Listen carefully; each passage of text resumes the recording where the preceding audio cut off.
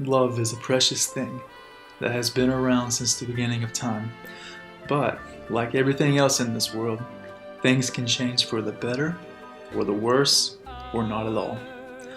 Love is a highly complex human element that directly correlates to our very existence as human beings. Today, we will be focusing on two very influential people that takes love towards a unique standpoint. Those two people are, in fact, Fidel Castro and Celia Sanchez. Celia Sanchez was one of 7 siblings. She was born on May 9, 1920. Sanchez worked for 15 years with her father. Celia's father was a country doctor who was well respected by the community. He was also a political activist that wished for the greater good of Cuba and its future. This inspired Celia to get involved with the revolution, a young woman serving in the revolution that would go on to aid Fidel Castro in the cause, traveling with him everywhere he went. To better understand Celia's role in the revolution, it is vital that one understands the role of women prior to and following the Cuban Revolution. Women's role in Cuba was often referred to as a revolution within a revolution. Unemployment, illiteracy, racism, exploitation, and sexism were all common themes associated with women prior to 1959. In other words, Cuban women dealt with a harsh reality. Impoverished women were unable to find any work that wasn't in the home, that didn't involve either low payment or a demeaning nature. Many women were forced to farm the land they had, but it was this very land that was often owned by the U.S., and childcare at the time was heavily limited. Any woman that was working was often a servant for the wealthy or upper class. Although some were forced to partake in prostitution to take care of their families, abortion was actually illegal, and with limited contraception, women were being forced to bear children, with 80% of babies being born outside a hospital. The revolution in January 1959 changed this entirely, and Sanchez was one of many women who partook in the guerrilla movement. As the revolutionary movement achieved power, it was reforms that would lead to better lives for women, with the first goal to fix the illiteracy rate that heavily fell on women's shoulders. There were actually literacy brigades, where girls anywhere from 10 to 18 years old would travel to teach people literary skills.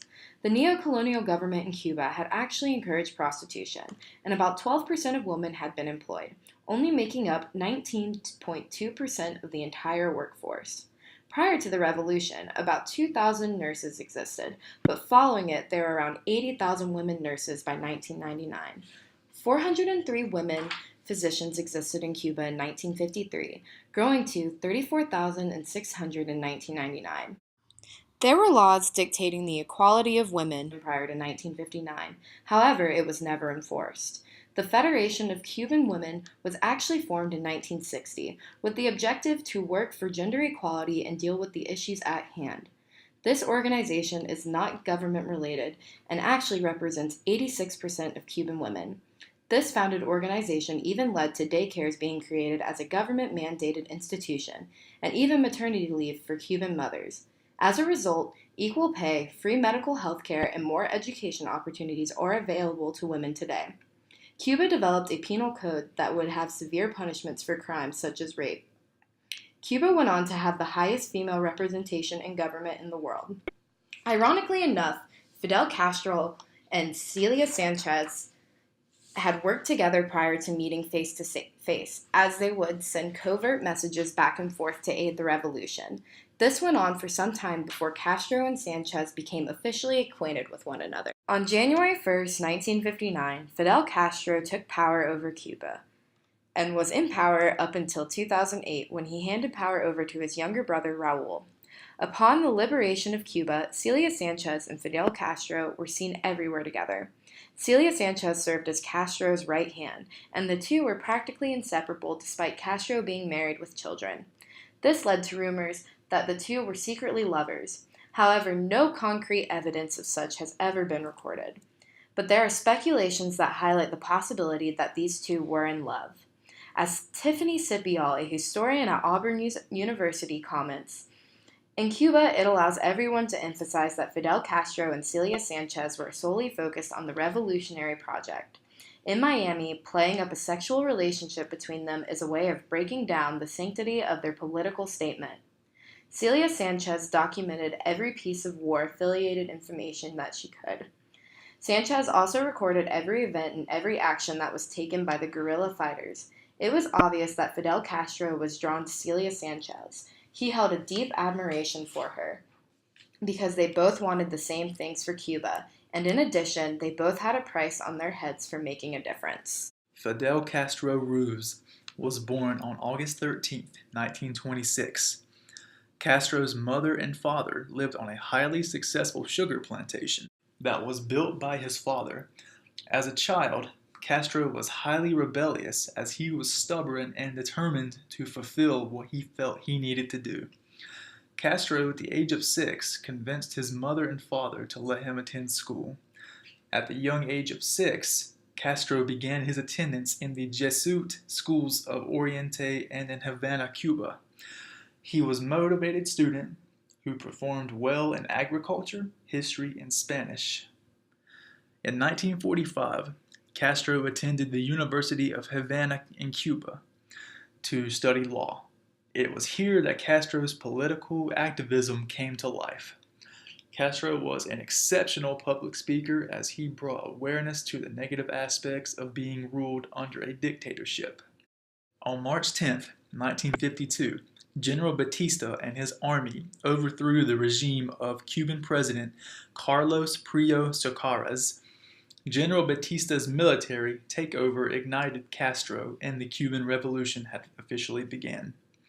It was here where Celia Sanchez and Fidel Castro would cross paths. These two individuals were quite a pair, as they had both adopted children who had lost their families and homes due to the revolution. Throughout the years, however, Celia Sanchez was beaten down by her addiction of smoking and ultimately the stress of keeping Fidel Castro safe. Fidel Castro had survived 638 documented assassination attempts by the CIA and lived throughout 10 U.S. presidencies. This stress weighed down on Celia, only enforcing the speculations that she was, in fact, in love with Fidel. On January 11, 1980, the highly beloved Celia Sanchez passed away from lung cancer. The Juventud Rebelde ran the following headline: The country is in mourning. At 11:50 a.m. today, La Compañera Celia Sanchez Mandulay, member of the Central Committee of the Communist Party of Cuba, Deputy of National Assembly, and Secretary to the Council of State, passed away. The entire country was mourning over the death of Sanchez, but there was one person who was seen at her funeral who took her passing very hard. Fidel Castro was in tears at her funeral.